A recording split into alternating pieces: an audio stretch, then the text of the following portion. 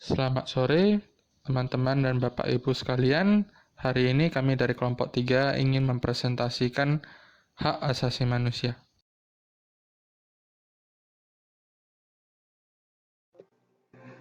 Pengertian hak asasi manusia atau HAM. HAM adalah hak paling dasar yang dimiliki oleh setiap individu. HAM merupakan hak mutlak yang diberikan oleh Tuhan Yang Maha Esa. HAM bersifat mutlak, yang artinya hak asasi manusia harus ada dan tidak dapat diganggu-gugat oleh siapapun. HAM bersifat universal, artinya berlaku bagi semua manusia tanpa membeda-bedakan berdasarkan ras, keyakinan, suku, dan bangsa. Jika berbicara tentang hak asasi manusia, cakupannya sangatlah luas. Baik HAM yang bersifat individual maupun HAM yang bersifat komunal atau kolektif. Upaya penegakannya juga sudah berlangsung berabad-abad. Walaupun di berbagai belahan dunia, termasuk Indonesia, secara eksplisit baru terlihat sejak berakhirnya Perang Dunia Kedua, dan semakin intensif sejak akhir abad ke-20. Sudah banyak juga dokumen yang dihasilkan tentang hal itu, yang dari waktu ke waktu teruslah bertambah. Upaya menjaga keselamatan eksistensi manusia secara utuh melalui aksi keseimbangan, yaitu keseimbangan antara kepentingan perseorangan dan kepentingan umum. Begitu juga upaya menghormati, melindungi, dan menjunjung tinggi HAM menjadi kewajiban dan tanggung jawab bersama. Pengertian HAM menurut para ahli. Terdapat beberapa tokoh yang mengulas mengenai pengertian HAM, diantaranya adalah sebagai berikut. Yang pertama, John Locke. John Locke mengungkapkan bahwa HAM adalah hak yang langsung diberikan Tuhan kepada manusia sebagai hak yang dikodrati. Oleh sebab itu, tidak ada kekuatan di dunia ini yang bisa mencabutnya. HAM memiliki sifat mendasar dan suci. Yang kedua, John Matterson. Pengertian HAM menurut John Matterson adalah hak-hak yang ada pada setiap manusia, yang tanpanya manusia mustahil hidup sebagai manusia. Yang ketiga, Miriam Budiarjo. HAM adalah hak yang dimiliki setiap manusia sejak lahir di dunia. Hak itu sifatnya universal, karena hak dimiliki tanpa adanya perbedaan, baik ras, gender, budaya, suku, dan agama. Yang keempat, Profesor Kunjoro Purbo Pranoto.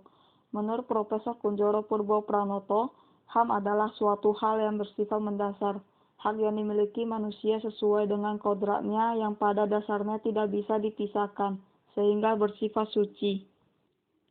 Yang kelima, Undang-Undang Nomor 39 Tahun 1999. Hak asasi manusia ataupun HAM adalah hak yang melekat pada diri manusia sebagai makhluk ciptaan Tuhan Maha Esa. Hak tersebut merupakan anugerah yang wajib dilindungi dan dihargai oleh setiap manusia. Ciri-ciri hak asasi manusia. Yang pertama, hak asasi manusia bersifat hakiki. Artinya, hak asasi manusia tidak diberikan oleh seseorang atau sekelompok orang, melainkan sudah ada, diterima, serta melekat pada diri manusia semenjak dilahirkan. Hak asasi manusia selalu dibawa dan dipegang oleh manusia, sehingga tidak bisa direbut atau dihilangkan. Yang kedua, hak asasi manusia bersifat universal. Artinya, hak asasi manusia berlaku di mana saja dan untuk seluruh manusia tanpa memandang perbedaan wilayah, suku, bangsa, ras, status, gender, agama, dan perbedaan lainnya. Yang ketiga, hak asasi manusia bersifat tetap. Artinya, hak asasi manusia tidak bisa dicabut oleh siapapun. Hak asasi manusia juga tidak bisa diserahkan, karena selalu melekat pada diri tiap manusia. Yang keempat, hak asasi manusia bersifat tidak dapat dibagi. Artinya, hak asasi manusia berlaku untuk semua orang dan tidak dapat dipisahkan dari diri orang tersebut. Selain itu, hak asasi manusia juga tidak dapat dikelompokkan dalam kelompok tertentu berdasarkan golongannya, karena pada dasarnya hak asasi manusia sama atau setara.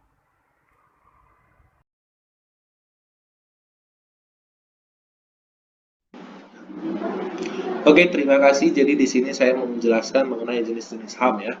Setelah mengenali pengertian HAM, kita juga perlu mengetahui jenis-jenisnya.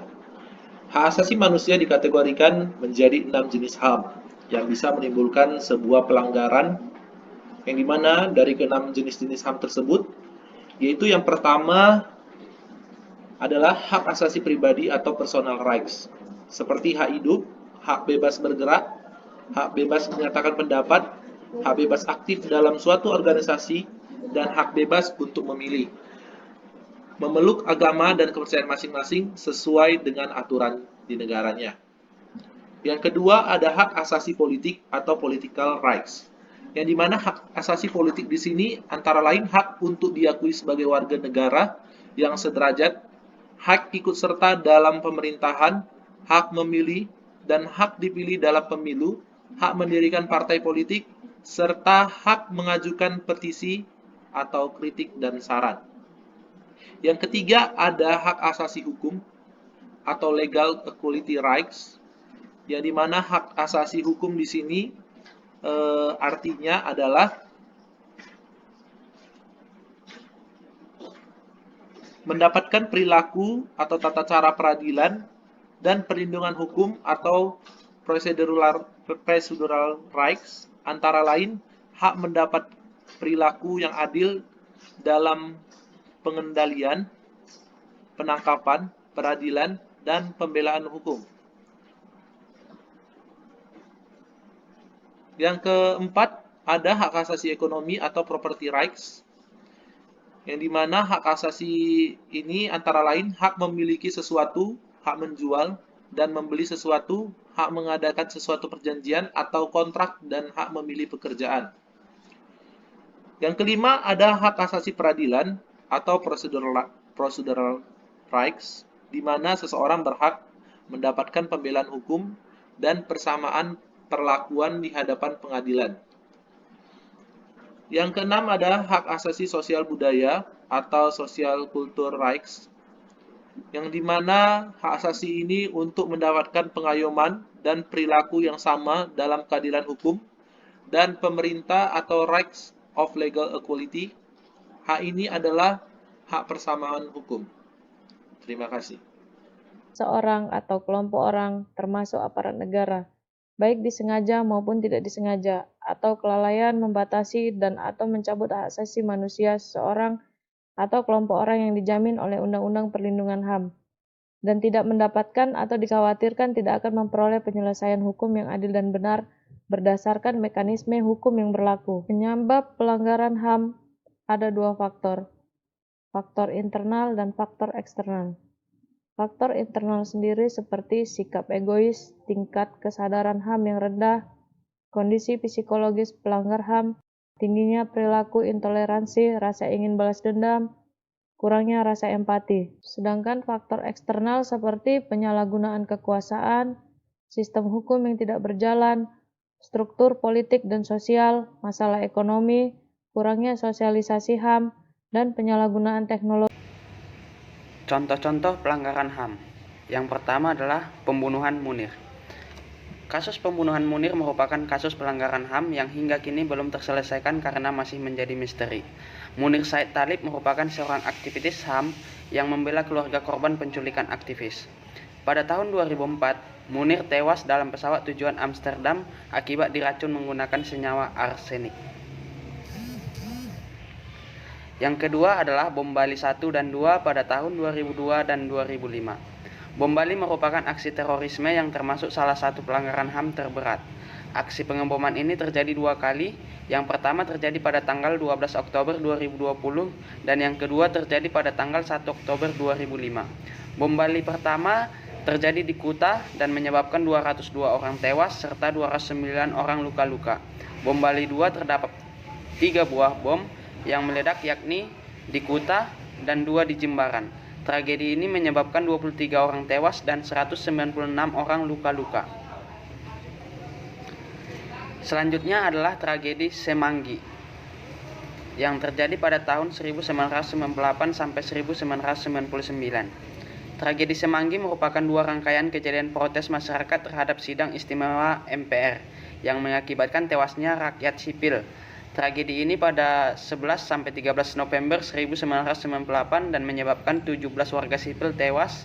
Sementara itu, tragedi Semanggi II terjadi pada tanggal 24 September tahun 1999, menyebabkan 12 orang tewas yang dimana 10 orang adalah mahasiswa dan 217 korban luka-luka. Selanjutnya adalah tragedi Trisakti. Tragedi ini merupakan salah satu kasus pelanggaran HAM yang selalu dikenang. Pada 12 Mei 1998 terjadi peristiwa penembakan terhadap mahasiswa demonstran di Trisakti yang membentuk Soeharto turun yang menuntut Soeharto turun dari jabatan presiden. Ada 4 orang yang tewas dalam peristiwa ini, yakni Elang Mulia Lesmana, Hafidin Roya, dan Hedriawan Sie dan Heri Hartanto. Selanjutnya adalah pembersihan PKI.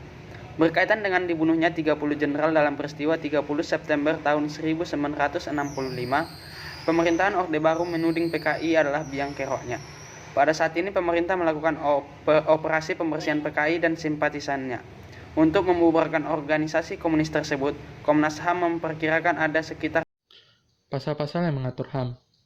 Sebelum itu, Indonesia pada saat Konstitusi Indonesia yang telah dirancang oleh Pengadilan Kedua di BPUPKI dan disahkan sehari setelah kemerdekaan 18 Agustus 1945, tercermin dalam Undang-Undang 1945 bahwa Indonesia saat itu telah mengakui hak asasi manusia. Contohnya dengan persetujuan adalah membuktikan hak segala bangsa dan tujuan pembangunan nasional Indonesia, mencerdaskan kehidupan bangsa, memajukan kesejahteraan umum, melindungi segenap bangsa, dan ikut melaksanakan ketertiban dunia yang berkaitan dengan hak setiap individu bangsa Indonesia. Penyataan HAM juga tersirat dalam bunyi dan yang mengatur tentang nilai-nilai dasar Pancasila yang juga diterjemahkan dalam pembukaan Undang-Undang Dasar 1945 di alinea yang keempat. Sementara itu, pasal yang ada di dalam Undang-Undang Dasar 1945 juga menjelaskan tentang hak asasi manusia dari pasal 27 hingga pasal 34 Undang-Undang Dasar 1945. 1. Pasal 27.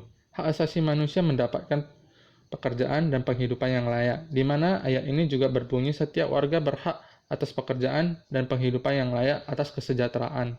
Setiap warga berhak atas cara menuntut hukum dan tidak berhak atas izin orang lain. Ayat 3. Hak asasi manusia terhadap kewarganegaraan dan kebangsaannya, di mana setiap warga berhak dan wajib ikut serta dalam pembelaan negara. Sejak amandemen 1945 pada tahun 2004, pasal 8 dijabarkan lebih terperinci, dengan bagian utama tetap pada kebebasan berserikat dan memerintah, mengeluarkan pikiran secara lisan dan tulisan, ditetapkan di dalam undang-undang sebagai berikut. Adanya pasal 28B, pasal 28C, pasal 28D, pasal 28E, pasal 28F, pasal 28G, pasal 28H, pasal 28I, pasal 28J, pasal 29, pasal 31, dan pasal 33. Juga ada pengaturan HAM dalam ketetapan MPR dan undang-undang. Ketetapan MPR. Ketetapan MPR adalah peraturan perundang-undangan yang secara langsung terletak di bawah Undang-Undang Dasar 1945. Pengaturan HAM yang diatur dalam TAP MPR nomor 17 tahun 1998.